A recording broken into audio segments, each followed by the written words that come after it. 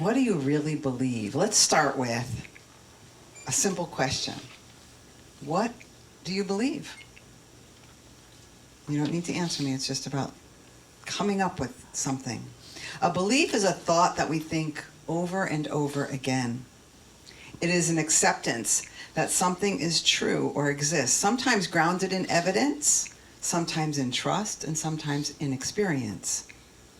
Beliefs live in our mind. They are cognitive. They are intellectual. For example, I believe that kindness creates positive energy. So, what do you believe? If you're not sure, look at your life. Your life is reflecting back to you your core beliefs. If you believe the world is friendly, you will find kindness.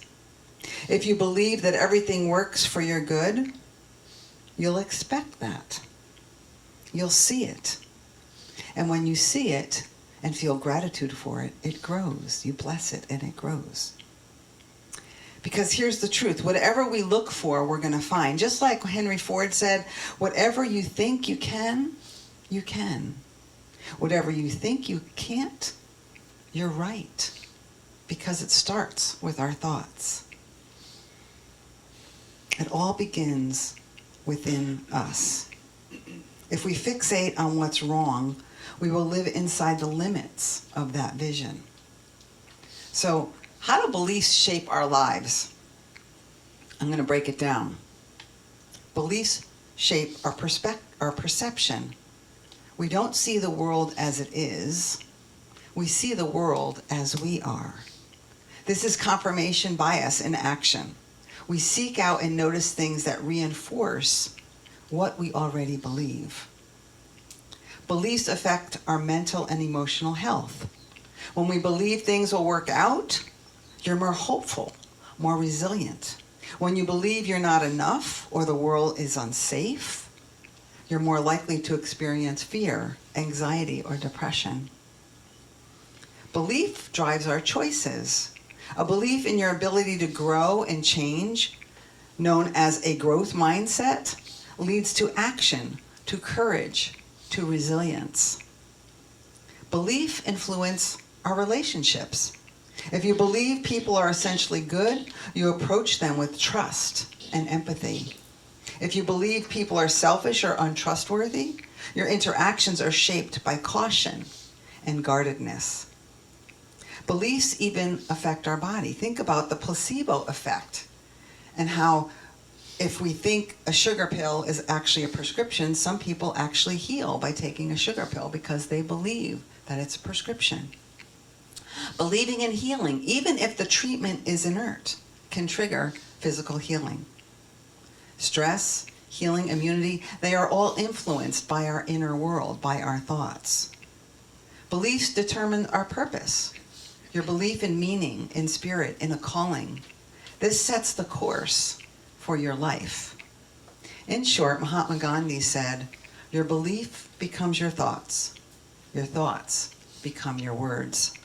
Your words become your actions become your habits become your values, and your values become your destiny. So beliefs are really important. Now from belief to faith, let's take a shift there and talk about faith. Belief is the thought, and faith is trust. Faith is emotional and intuitive. Faith is when you don't need evidence, you just know. You might believe in God intellectually, but you have faith when you trust God is there, even in the hard times. Faith is when you surrender. In Hebrews 11:1 says, now faith is the assurance of things hoped for, the conviction of things not seen. And you know what's interesting is Hebrews 11:1, and 11 is the gateway into the spiritual or the higher realm. And I just think that's interesting that that's the actual scripture. So I wonder which came first, right? In Matthew 9:29, according to your faith, be it done unto you. Faith is belief put into action, belief in motion. Now, Reverend Yarnell, Robert Yarnell, who's here once a month, he's been talking to us about the 5 unity principles and how we use those as tools to guide our lives and help us with the faith in those principles and how they guide our lives. So today I'm going to talk about the 12 powers. And it was interesting because this whole part here is new. I had my whole talk done, 2 weeks ago. And, every morning I read, I pray, I meditate, I journal. But throughout the day, I also listen and look for spiritual inspiration. And I came across Reverend Diane Scribner's talks. And first of all, her acronym for the 12 powers is so powerful. I love it. So the 12 powers, in case you don't know, here at Unity are 12 aspects of us, which are, each one is affiliated with one of the apostles. And as we live from these 12 powers in our highest consciousness, we raise our vibration and come from that Christ consciousness. So what her acronym is, faith will power us. Faith will power us. So we've got faith, and then we've got the word will, which is will, imagination, love, and life. Okay, so that's 5. Then we've got power, which is power, order, wisdom, enthusiasm, and release. And we've got us, which is understanding and strength. So over the next 5 months, I'm going to be talking about all 12 of these powers, not one a month, but I'm going to combine some of them together. But I just thought that was great. Faith will power us. I will always remember that now. The acronym that they gave us originally when I went to a licensed Unity teacher school, it was like, how am I going to remember that? That makes no sense to me. But faith will power us makes complete sense. So it helps us live from our highest consciousness when we are connected to these powers. So faith means a new beginning. How many people have heard the end is near? This is the end, okay? Well, I say amen. Because what does that mean? That means it's the end of an old way. The end of an old way of thinking, an old way of being, something that no longer serves us. And it's the beginning of something new, the beginning of a new faithful way. We don't always know, but we know it will be done. So we call on our 12 powers. First, we start by stepping into faith. And in faith, we are energized. In faith, we are powerful. From the Revealing Word, which was written by Charles Fillmore, who's one of the co-founders of Unity, he and his wife, Myrtle. So he says, faith is the perceiving power of the mind linked with the power to shape substance, spiritual assurance, the power to do the seemingly impossible. It is a magnetic power that draws unto itself our heart's desire from the invisible spiritual substance. Faith in practice. Here's an invitation. When life feels hard, when fear or doubt arise, don't fall into metaphysical malpractice by blaming yourself. Instead say, look at what life is presenting me. And maybe look at what life is presenting me, but at least it's a change of perspective to say, what is coming, why is this coming to me? What I like to say, what good am I going to get from this? What am I going to learn? How am I going to grow? How am I going to heal from this? It'll lift your belief. Know that God is active in your life. That it is the only thing happening, that God is active in your life. That's it. And when we know that, we can face anything. With faith, we stay the course. And in that framework, anything, the impossible can happen. When we are hurt or sick, healing begins the moment we recognize it. And gratitude quickens that healing. When anything is going on, even if you can breathe, you have something to be grateful for, your breath. I always, I do a mindfulness presentation, and one of the things I say all the time, because I saw this on the video, be grateful that you have eyes to open, and color to see, and ears to hear, and breath to breathe. That's really getting down to the fundamental of things to be grateful for. And at some point, forget about being grateful for anything. Just be grateful. It's a great way to walk through life. Gratitude quickens healing. Complaining delays it. We transfigure our lives through our awareness, our spiritual sight. And in that space, there is only grace. Jesus says it in all three synoptic gospels. Have faith in God. Remember Peter, one of the original apostles? His name originally was Simon. And Jesus asked, what do you say that I am? He asked all of the apostles. He said, what's the gossip out there? What are they saying I am? And so one of the apostles says, well, they're calling you Abraham. And another one says, well, they're calling you Elijah. But it was Peter who said, you are the Christ, the Son of the living God. I get goosebumps. And in that moment, Jesus renames him Peter, which means rock in both Greek and Aramaic. Upon this rock, I will build my church. That rock is faith. The rock is knowing who you are in God. Each one of us, right, are children of God. We are that substance, knowing that and living from that place. So when you panic or have fear or doubt, call upon that rock within you. Call upon your faith. There's a beautiful story from the Babembe tribe in South Africa. When a woman is pregnant, the tribe comes together to find the child's song. It's a unique song that tells the truth of who that child is. The song is sung at their birth. It is sung at all rites of passages. And if that person ever harms another or themselves, the community forms a circle. They place the person in the circle, and one by one, people share how that person has touched their life. Then as a group, they sing that person's song back to them so that they remember who they truly are. That's what we do here, right? As a community. We mirror back to one another who we truly are. We remind each other, you are a child of the living God. So, faith may not arrive like a lightning bolt. It grows like everything else when it is invited and when it is nurtured.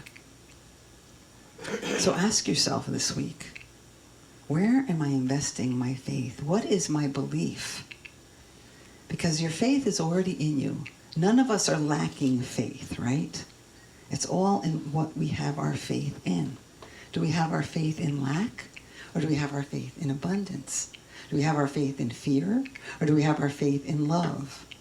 It's really about moment to moment becoming aware of what we're thinking and what we're believing. Because belief is thoughts we think over and over again. And I've been doing this for a long time, and I still find myself thinking unhealthy, dysfunctional, unsupportive, not encouraging thoughts. That's why I read and pray and journal and listen to inspirational stuff every day to help remind me of who I really am. You have everything you need. You are made in the image and likeness of God. There is no deficiency in you. So you may want to look at your beliefs and you may want to live your faith this week rock solid. Rock solid. And remember, this is a prayer that Myrtle Fillmore says or said. God is your help in every need. God does your every hunger feed. God walks beside you and lights your way through every moment of every day. I'm going to say that again. God is your help in every need. God does your every hunger feed. God walks beside you and lights your way through every moment of every day. So now we're going to have our meditation. We didn't do it in the beginning, so we're going to do it now. So everybody take a breath. That's my phone. Wow.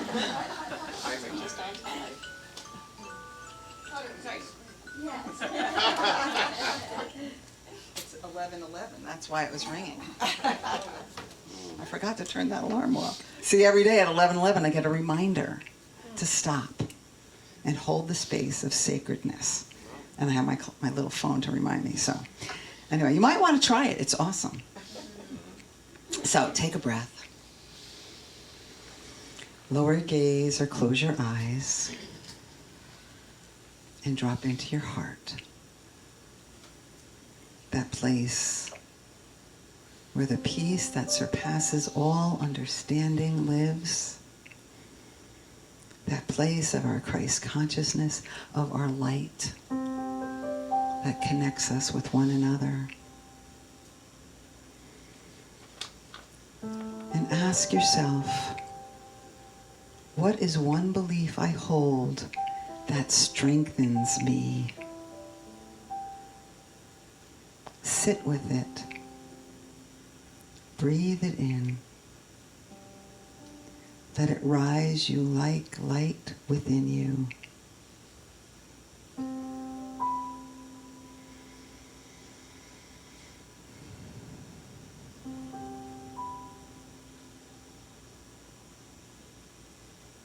Now another question. Where in my life do I sense doubt or fear?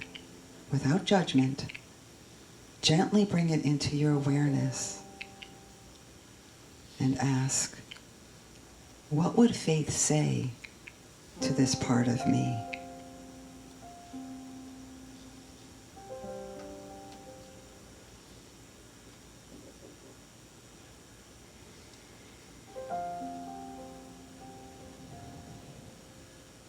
Another question.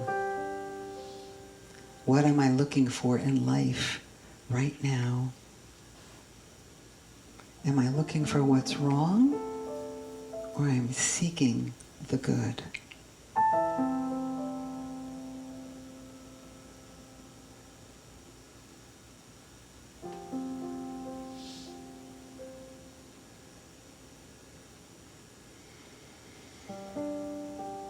What would it feel like to live from the rock of faith within me? Visualize standing firmly on that rock. Feel the strength beneath your feet. Let it rise to your heart.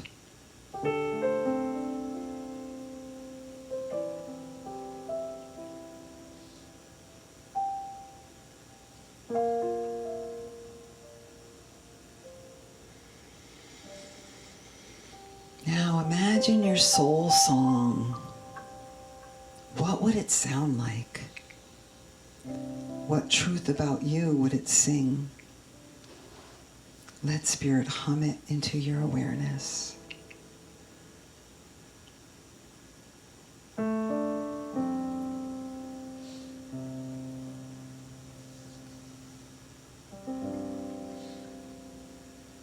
Now invite the presence of God to reveal something unseen to you. Breathe slowly and say silently, faith is the conviction of things not seen. I am open. I am listening. Faith is the conviction of things not seen. I am open. I am listening.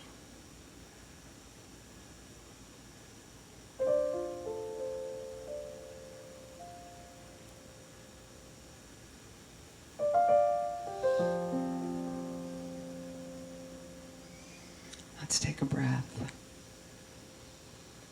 Coming back to this room. Remembering who you are and whose you are. I want to say thank you.